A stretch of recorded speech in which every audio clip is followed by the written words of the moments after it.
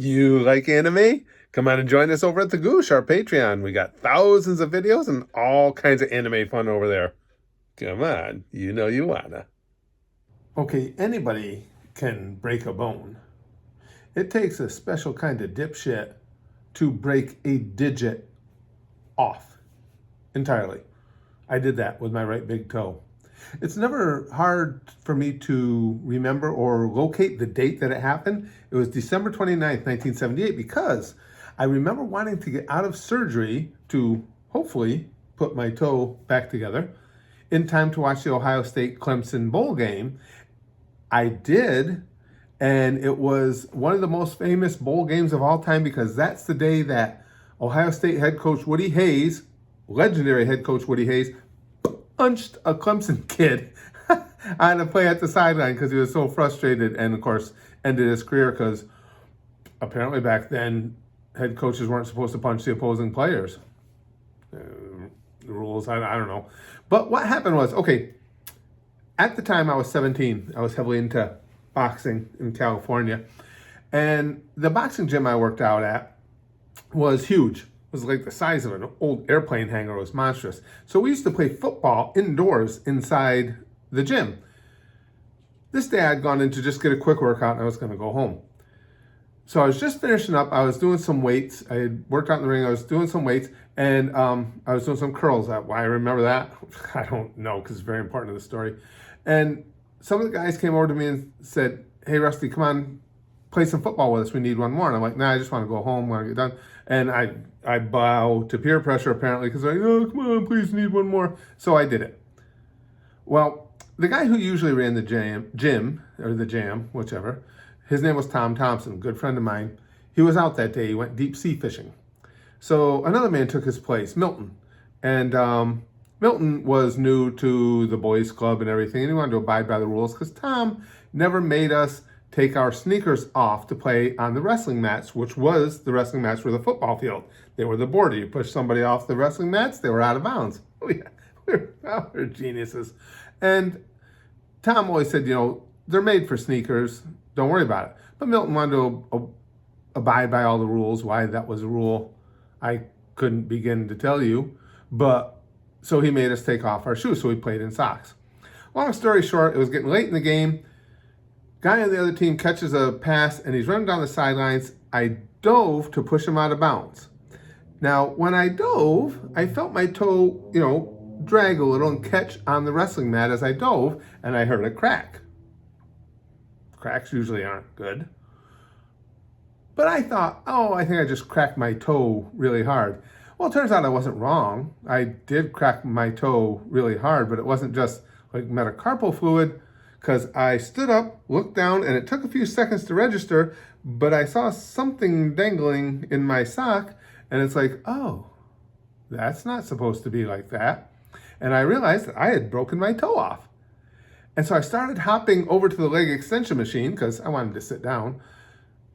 And as I did, I yelled to Milton, and the gym was packed, it was always packed. I yelled, "Milton, I broke my fucking toe off." And Milton said, "You what?" Like he didn't believe me. I said, because I repeated myself because, I was sure of what I was saying. I said, "Milton, I broke my fucking toe off."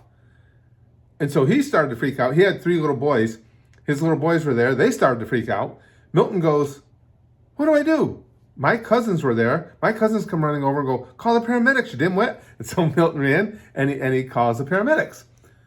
So now I'm sitting on the leg extension machine, and I do remember the odd thing was it didn't hurt. I'm not making that up. I mean, it's not trying to be a tough guy thing. I'd freely admit to you if I was blatting and crying, but it didn't hurt. I don't know. Could have been adrenaline. I don't know what it was. So the paramedics get there, and there's 2 guys and a woman. Now, the guys start working on my foot. They're cutting my sock off, and the woman's standing behind me, and she's putting her hands over my eyes. And I'm like, "What are you doing? Get your hands off my eyes. I'm trying to see something ghoulish and cool here." And she goes, "No, you can't look. You'll go into shock." I said, "I'm not going to go into shock. I know what I did. I want to see it." She goes, No, you can't. You'll go into shock." So she wouldn't let me look.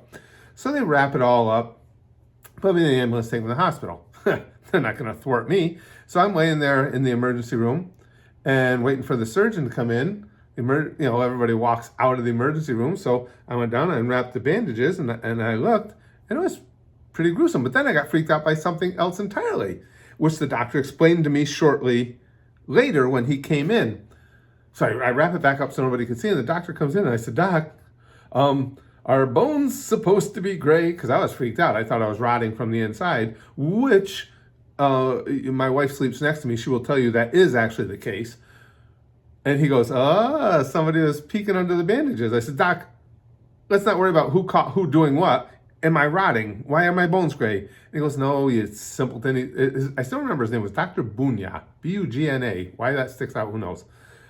He says, no. He says, in your body, your bones are gray. He said, what you see in a skeleton in a science lab, or it wasn't like I was ever in a science lab. He says they're white because the bones have oxidized. I was like, okay, cool. So now I can explain to you what I saw when I took the bandages off. You might want to fast forward if you have a little bit of a weak stomach. Basically, the bone came up through the toe, right to the knuckle, and then it was sticking out because I had pulled the whole top of the toe off right at that knuckle, snapped it off. There's just a little piece of skin holding the toe still in place. So Dr. Bugna says, okay, I'm going to give you about a 50-50 chance of keeping this toe.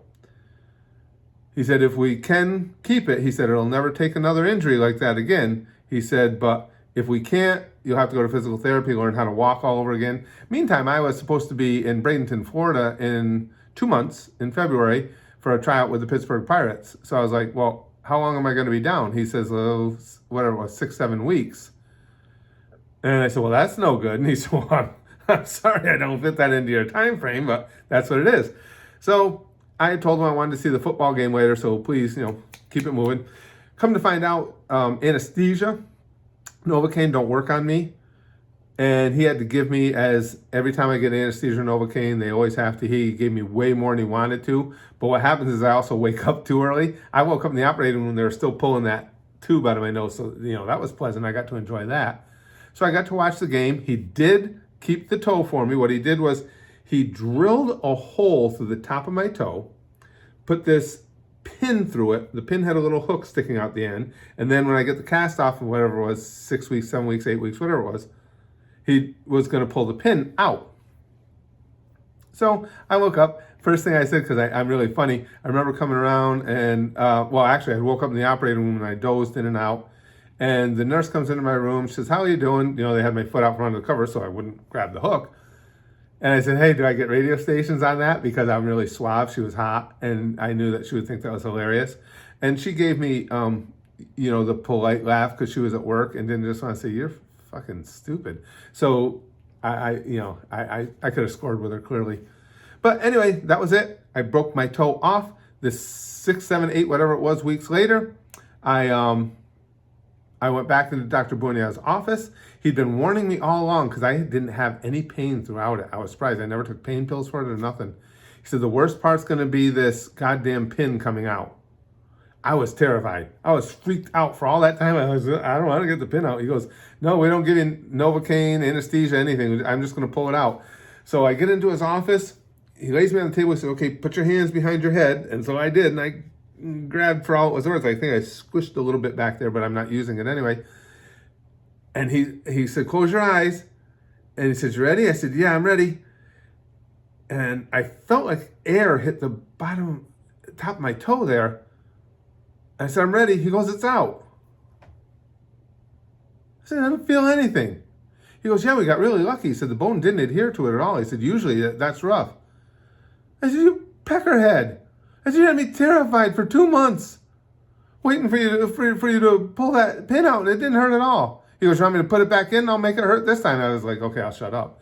But to this day, I can't get my foot up there. No way, I can't get my foot up there. At the end of this video, I'll take the tripod and I'll see if I can show you my foot. I still have the scar, obviously, because the toe was snapped in half, and I think you can still see the little indent in the top of my toe, and this would have been, 43 years ago, where the pin had been in. And what's really ghoulish, my mother kept the pin. Somewhere in her stuff, she has a photo album, one of those old, static cling ones. You peel the page back, put the photos under it, and then lay them on top. She has the pin from my toe. We call it the pinto. Because it's a pin and it was in my toe, and we don't have a lot of imagination in my family. So that's how I broke my toe off. It's very arthritic now. One of the many nice things about being down here in North Carolina instead of upstate New York is that every year over the last 10 or so, this toe hurts more and more when the weather turns cold and damp. So I'm not going to miss that being down here in North Carolina. But knowing me, I probably will. I've taken care of it for 43 years. I probably will stub it and lose it down here altogether. It'll just have to be amputated because, you know, that's typically how I do things. But that's the toe. That's the toe of my story. That's the story of my toe snapping off. Anybody can break a bone. I take it to the next level. I go all out on things. Oh, wait, that was the ending to the video. Hold on. I said I'd try and, okay, I have no idea. I can't even reverse the camera in this setting. I will try and show you the scar. Let me go over here. Oh, God damn, that was too close to that freaky face. Go over here under some lights. I don't know what you're going to see because I'm not going to be able to see the camera when I turn it over. But that's the scar. You guys are seeing it right here. You can still, and the toe is mutant size, and I always have this purple around the nail ever since it happened. It's larger than usual, and let me see if I can see here.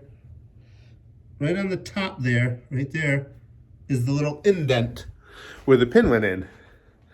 Now, don't you feel fulfilled? Don't you feel like you really heard a story that you couldn't have done without?